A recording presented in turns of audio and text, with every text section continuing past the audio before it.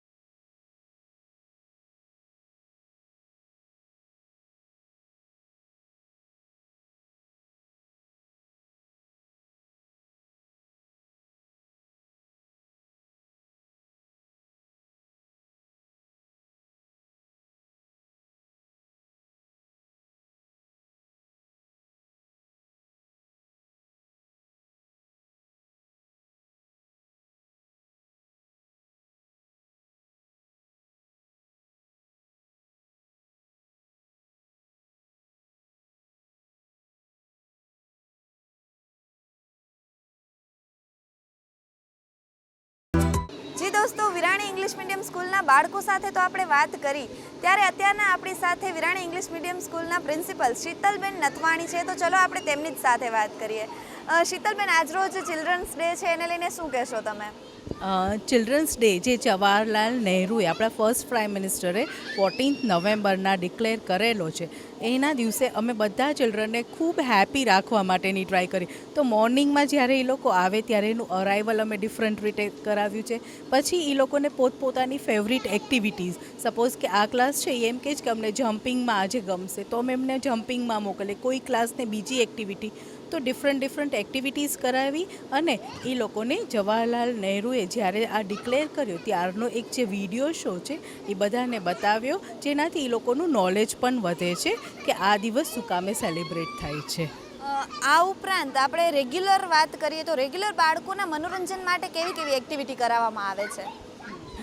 રેગ્યુલરમાં છે ને અમે એ લોકોને ડે વાઇઝ કે લાઈક મંડે છે તો મંડેના એ લોકોને ડાન્સ છે, ટ્યુઝડેના એ લોકોને મ્યુઝિક છે, વેનસડેના એ લોકોને ડાન્સ આવે, થર્સડેના સ્કેટિંગ આવે, ફ્રાઈડેના જુડો કરાટે કે પોતાના સેલ્ફ ડિફેન્સ માટે પણ એ લોકો અત્યારથી તૈયાર થાય એ એક્ટિવિટી, પછી સ્વિમિંગ એક્ટિવિટી, આ બધી એક્ટિવિટીઝ અમે ડે વાઇઝ એ લોકોને કરાવતા હોઈએ છીએ. બાળકો છે એ આવતી પેઢીનું ભવિષ્ય છે, એને લઈને તમે શું કહેશો? હા, બાળકો એ આપણું ભવિષ્ય છે, એ એકદમ સાચી વાત છે. એટલે જ અમે ટીચર્સને ઓલવેઝ ફ્યુચર મેકર્સ જ કહીએ છીએ કે તમે બીજાનું ફ્યુચર બનાવો છો. સો એની લાઈફમાં અત્યારથી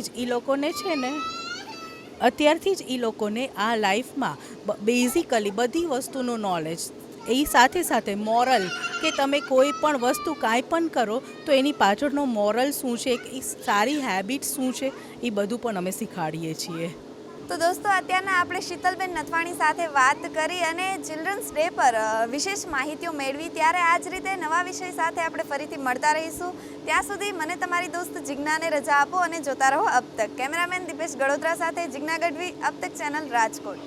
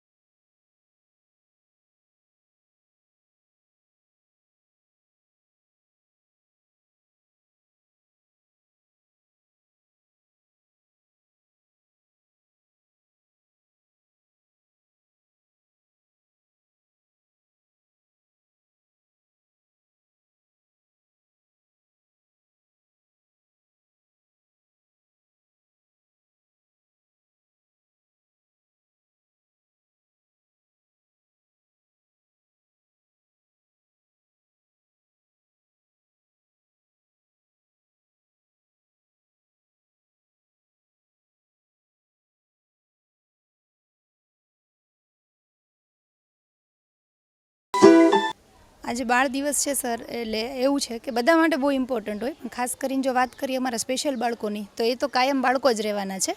એટલે આજે અમે એમના માટે એવું પ્લાન કર્યું હતું કે સવારમાં આજે અમારે સ્કૂલનો પહેલો દિવસ હતો, એટલે બાળકો આવીને સીધા ગ્રાઉન્ડમાં ગયા એટલે એ લોકો ફ્રેશ થઈ જાય. અલગ અલગ રમતોનું પ્લાનિંગ કર્યું હતું અને જ્યારે છૂટતી વખતે એ લોકો માટે બાળકો સંબંધિત એક મૂવીનું પ્લાન કર્યું છે. એટલે બાળક આજે આખો દિવસ સ્કૂલ દરમિયાન તો ખુશ રહે જ અને ઘરે જઈને તો રહેશે જ. આ ઉપરાંત રોજે તમે કેવી કેવી એક્ટિવિટીઝ કરાવતા હો છો? રોજે અમે અહીંયા બાળક આવે ત્યારે સવારમાં એને એસેમ્બલી કરાવીએ છીએ, પછી લોકોને જે એક્સરસાઇઝ હોય છે, યોગા હોય છે, ત્યારબાદ એ લોકોનું સ્પેશિયલ એજ્યુકેશન ચાલુ થતું હોય છે. એજ્યુકેશનની વચ્ચે એને કમ્પ્યુટરનો પીરિયડ હોય છે અને સ્પોર્ટ્સ એક્ટિવિટી હોય છે, music, dance, yoga, movie show હોય છે. એટલે બાળક રમતની સાથે ભણી પણ શકે અને દરેક થેરાપી પણ આપીએ છીએ. ખાસ તો બાળક છે એ દેશનું ભાવિ છે, એના વિશે તમે શું કહેશો?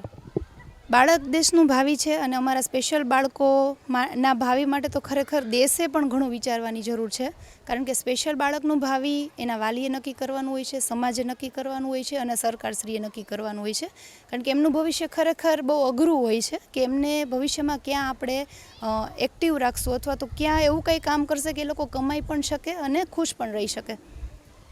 બાળકોને ભવિષ્યમાં આગળ ટકવા માટે અહીંયાથી કેવી કેવી પ્રવૃત્તિઓ કરાવવામાં આવે છે? અમે બાળકોનું જેમ સામાન્ય બાળકનું ભણતર પૂરું થાય પછી એને વ્યવસાયિક કંઈ ને કંઈ આપણે પસંદ કરતા હોઈએ છીએ, કોઈ પણ કારકિર્દી, એમ અમારા બાળકોમાં અમે એવું જ કરીએ છીએ કે 14 વર્ષનું બાળક થાય ત્યારે પૂર્વ વ્યવસાયિક તાલીમ એટલે કે પ્રી વોકેશનલ ટ્રેનિંગ આપવા લાગીએ છીએ અને 18 વર્ષ પછી એ લોકો અહીંયા ચોકલેટ બનાવે છે અને બાળકોને કમ્પ્યુટરનું શિક્ષણ આપીએ છીએ કે ભવિષ્યમાં કંઈ પણ જગ્યાએ ડેટા એન્ટ્રી ઓપરેટર કે કોઈ પણ કમ્પ્યુટર સંબંધિત કામ કરી શકે. તો એ 2 ફિલ્ડમાં અમે કામ કરી રહ્યા છીએ. અત્યારે તમારી પાસે કેટલા સ્પેશિયલ કિડ્સ છે? અત્યારે અમારે 67 બાળકો છે અલગ અલગ કેટેગરીના. એ લોકોને ક્લાસરૂમ વાઇઝ ડિવાઈડ કઈ રીતે કરવામાં આવ્યા છે? બાળક જ્યારે પણ આવે ને ત્યારે અમે એનું એકેડેમિક અને ફંક્શનલ અસેસમેન્ટ કરીએ કે આ બાળકને અત્યારે કેટલું આવડે છે, પછી એનો ગોલ સેટ કરીએ અને એવી રીતે દરેક 5-5 બાળકોનું ગ્રુપ બને અને એની વચ્ચે એક ટીચર રાખીએ એટલે અમને સારું રિઝલ્ટ મળી શકે. આપનું નામ? મારું નામ બીજલ હરખાણી છે. હું એક સ્પેશિયલ મધર છું અને સ્પેશિયલ એજ્યુકેટર છું અને જીનિયસ સુપર કિડ્સ એ મારું સપનું પણ છે અને મેં પોતે એ શોધ્યું છે કે આ હોવું જોઈએ દરેક જગ્યાએ, દરેક સિટીમાં. પેરેન્ટ્સને બસ એક જ સંદેશો છે કે આ ભગવાન આપણને આપેલી એક ગિફ્ટ છે, એને પ્રેમથી સ્વીકારજો, તમારાથી શક્ય એટલું બધું કરજો એના માટે અને જતાં પહેલાં એના માટે એ પછી શું કરશે કદાચ આપણે ન રહ્યા તો એના માટેનું કંઈ પ્રોવિઝન કરીને જાશો અને પ્રોવિઝન કરતાં વધારે એને તાલીમ દેજો, કારણ કે મૂકીને તો જાશું પણ એનો ઉપયોગ કરવા લાયક બનાવવાનું છે.